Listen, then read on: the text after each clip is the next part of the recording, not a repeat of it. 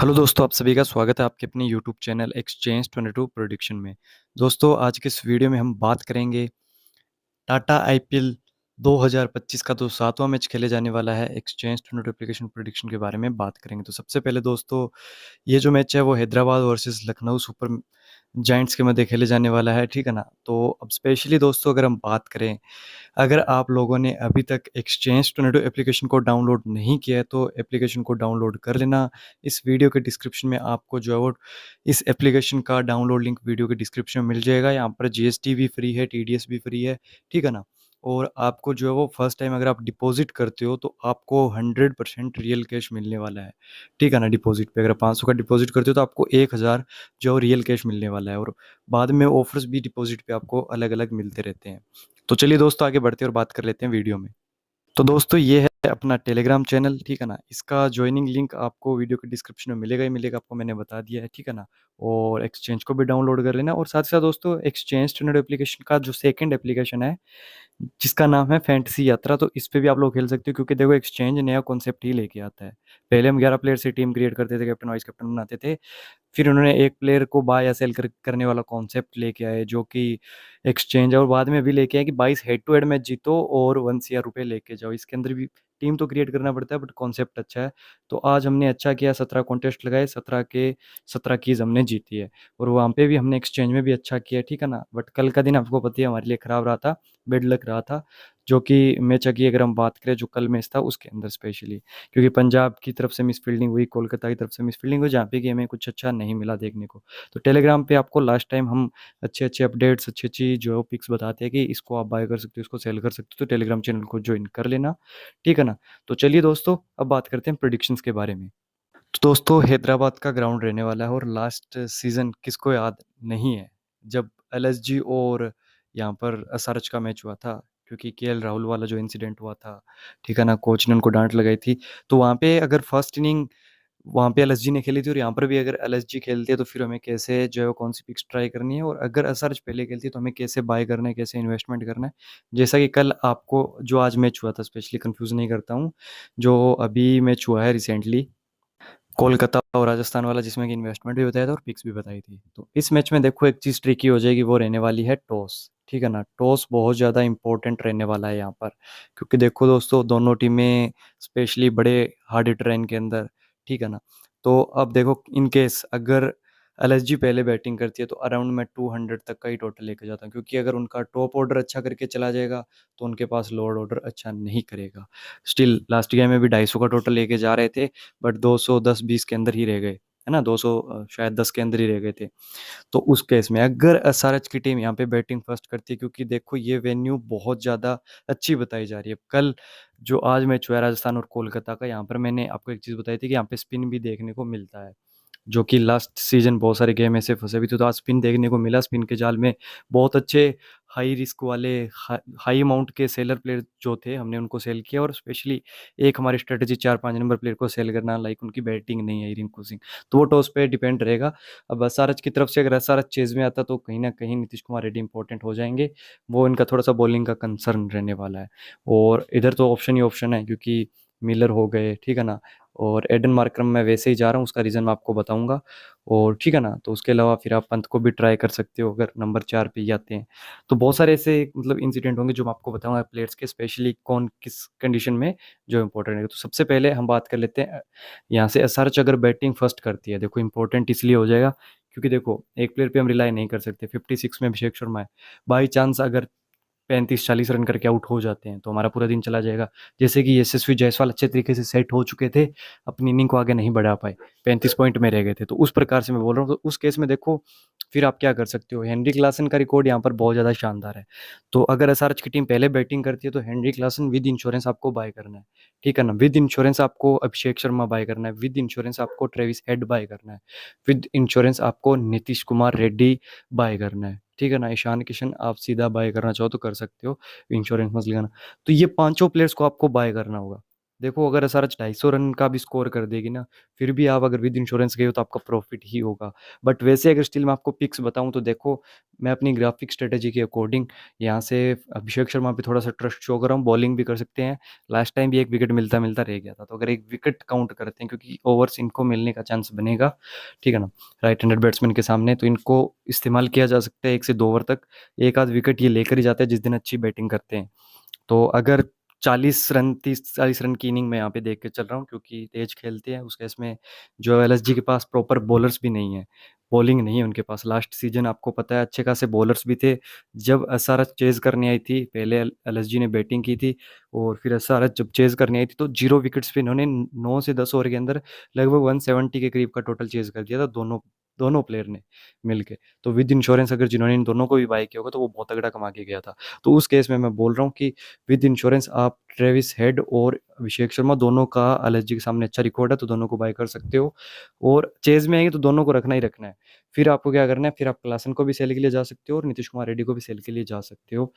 ठीक है ना? ये चीज़ आपको लेके चलनी है। और बैटिंग फर्स्ट में मैंने आपको जो क्राइटेरिया बताया ये आपको फॉलो करना है। उसके अलावा भी अगर मैं वैसे देखूँ ग्राउंड के हिसाब से या सेफ थोड़ा-सा देखूँ क्योंकि जो मिडल ऑर्डर में भी आएगा अगर स्टार्ट में 1-2 विकेट जल्दी गिरती है, तो फिर क्लासन से अच्छी कोई चॉइस बनेगी नहीं बाय के अंदर। विद इंश्योरेंस क्लासन के साथ भी आप जा सकते हो। और ईशान किशन भी इस बार तो देखो जो है वो इनिंग को चला भी रहे हैं और बड़े हिट्स भी लगा रहे हैं, ठीक है ना? जो एक होता है ना कि नंबर 3 पे जो आएगा एंकर करेगा बैटिंग को, तो उस हिसाब से एंकर भी करते हैं और एंकर भी 200 के स्ट्राइक रेट से करें, तो उस केस में ये भी इंपॉर्टेंट हो जाएगा अगर पहले बैटिंग करती है।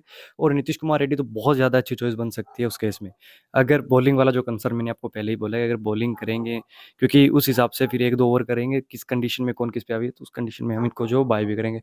अदरवाइज़ बैटिंग से भी बढ़िया चॉइस रह सकती है, अगर ये पहले बैटिंग करती है, तो उस केस में फिर देखो 1-2 ये चॉइसेस बेस्ट है। हेड के साथ भी उनमें जाऊँगा, हेड तो कड़ाकेदार बैटिंग करते ही करते हैं। अभिषेक शर्मा का थोड़ा-सा ये है कि अच्छी बॉल को भी छेड़ बैठते हैं, तो थोड़ा-सा रिस्क रहता है, बट फिर भी बैट फास्ट में मैं इन 4 पिक्स पे आपको रिलाय करने को बोलूँगा। फिर जब एसआरएच बॉलिंग करनी आएगी, तो उस केस में कौन-सा इंपॉर्टेंट बॉलर रहेगा, उस केस में रहेगा भैया पैट कमिंस। तो ये पैट कमिंस जो है उस केस में इंपॉर्टेंट रहने वाला है। और देखो एडम जंपा वैसे ही जो है वो आपको पता है कि इम्पैक्ट में आता, तो इम्पैक्ट वाला वैसे मेरे को रूल अच्छा नहीं लगता। और अगेन हर्षल पटेल। अब मैं इन्वेस्टमेंट का आपको बता देता हूँ दोस्तों। इन्वेस्टमेंट देखो ऐसे मैच के अंदर लो ही रखना चाहिए और किस पिक को हमें सेल करना है इस गेम के लिए स्पेशली पाटा विकेट्स है। स्पेशली पाटा विकेट्स है, उस पाटा विकेट पे तो देखो जो बंदा 110-20 के स्ट्राइक रेट से खेल रहा है वो भी 180 के स्ट्राइक रेट से खेल सकता है। मैं बात कर रहा हूँ एडन मार्करम की। देखो बॉलिंग से इनको कुछ अच्छा खासा मेरे को लगता है परचेज मिलेगा नहीं।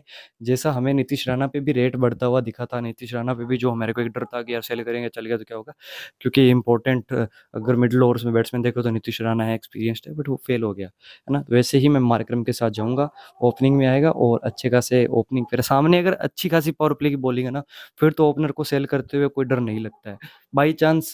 क्योंकि देखो मैं आपको बोल रहा हूँ अगर ये कल के गेम में चल भी जाता है, क्योंकि मेरे हाथ में तो है नहीं, बट अगर चल भी जाता तो एक चीज़ मैं आपको यही बोलना चाहूँगा कि ये ऐसा प्लेयर है कि 10 में से 1 आध गेम में ही चलेगा, फिर ये पूरे आईपीएल में सेल के लिए ही प्रॉफिटेबल रहेगा। तो अगर मैं बोलूँ अब मेरी हमेशा के लिए सेल करने की पिक, तो मैं जो है वो एडन मार्करम के साथ जाऊँगा। तो अच्छे इन्वेस्टमेंट से चलना ताकि आगे आने वाले मैच में भी इसमें हम इन्वेस्ट कर सकें।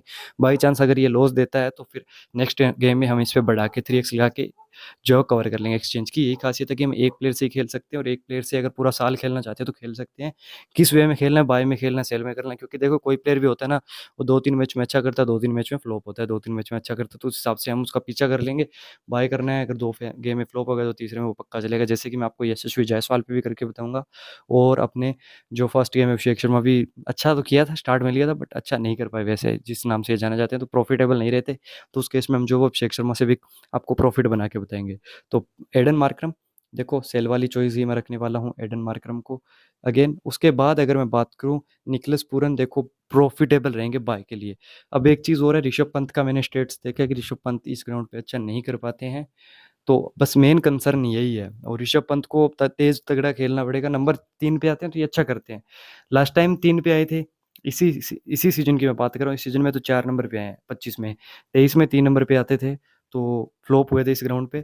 बट अभी अगर 4 पे आएंगे सेटल्ड इनिंग मिलेगी या विकेट्स भी स्टार्ट में गिरता है, जो कि मेरे को लगता है अगर एसआरएच पहले बैटिंग करेगी तो इनका अर्ली विकेट आने का कॉल रहेगा, जिसके अंदर एडन मार्करम का भी लग रहा है और मिचेल मार्श का भी मैं रिस्क लेने को बोल सकता हूँ आपको। देखो लास्ट टाइम अच्छा खेले थे बॉलिंग इतनी अच्छी नहीं थी इनके सामने, तो उस केस में अच्छा खेल गए थे। अदरवाइज़ देखो 2 अर्ली विकेट मैं मान के चल रहा हूँ, अगर एसआरएच पहले बैटिंग करती है और अच्छा टोटल करती है ना, तो ये दोनों भाई साहब जल्दी जाएँगे, तो उस केस में फिर पंत और निकोलस पूरन इम्पोर्टेंट हो जाएँगे। तो अगर मैं मेरा वैसे ही प्रेडिक्शन आपको दूँ, देखो विदाउट एनी रिस्क या कुछ भी, हम रिस्क तो थोड़ा इसलिए ऐड करते हैं ताकि हाई इन्वेस्टमेंट ना हो। तो निकोलस पूरन और ऋषभ पंत मैं बाय के लिए जाऊँगा, मेरा यही मन कर रहा है, मेरे को यही वाइब्स आ रही है। और मिचेल मार्श और एडन मार्करम दोनों मेरे का सेल का मन कर रहा है। और उस केस में देखो डेविड मिलर पे, क्योंकि डेविड मिलर ऐसा प्लेयर है जो कि इनको अगर सामने वाली टीम, इनके जो ओपोनेंट वाली टीम है वो अगर अच्छा करती है, अच्छा टोटल खड़ा करती है और इनका top order, middle order flop हो जाता है, तो उस केस में इसका ईगो हर्ट होता है मिलर का। फिर ये क्या करता है कि बाय के लिए इंपॉर्टेंट हो जाता है, फिर ये बाय में अच्छा करता है, ये अपने हिट्स लगाता है, भले ही गेम हार जाए इनकी टीम, पर ये अपनी इनिंग खेल के ही जाता है। तो उस केस में थोड़ा सा टफ लग रहा है, अदरवाइज मिलर पे भी मैं जो है वो सेल के लिए ही रिस्क लेने वाला था। बट इसका आपको टेलीग्राम पे पिक 110% मैं आफ्टर टॉस आपको कुछ ना कुछ पिक जो होगी मैं आपको प्रोवाइड करूंगा। तो स्पेशली 4 जो हमारा था मेन, वो हमने यहाँ से कवर कर दिया। उसके बाद अगर हम बात करें यहाँ से, लास्ट टाइम शार्दुल ठाकुर को विकेट मिले, वो विकेट कैसे मिले? प्रेशर के विकेट मिले, क्योंकि डीसी की टीम जो 200 का टोटल चेज़ कर रही थी, तो उस केस में जो है प्रेशर में थी, तो इनको विकेट्स मिले थे, जो मैं बोल रहा हूँ 210। और उस केस में वो हिट मारने के चक्कर में विकेट्स दे गए थे। बाकी नए लड़के थे, यंगस्टर थे, तो इतना ज़्यादा एक्सपीरियंस नहीं है।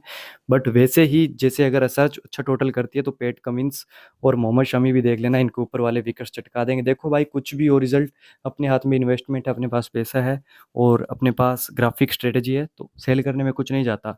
दोनों पे ही सेल करूंगा मैं, तो आपको पहले ही बता रहा हूँ। फिर अगर ये लॉस भी देते हैं तो मैं कवर कर लूंगा, आने वाले मैचेस में तो फ्लॉप होंगे ही होंगे। बट इस गेम में हमें ऐसा नहीं रहना चाहिए कि यार हमने इसको सेल नहीं किया, दुख होगा बाद में। तो एनालिसिस के अकॉर्डिंग मैं जा रहा हूँ। देखो मिचेल मार्श का भी यहाँ पे स्टेट्स बुरे हैं।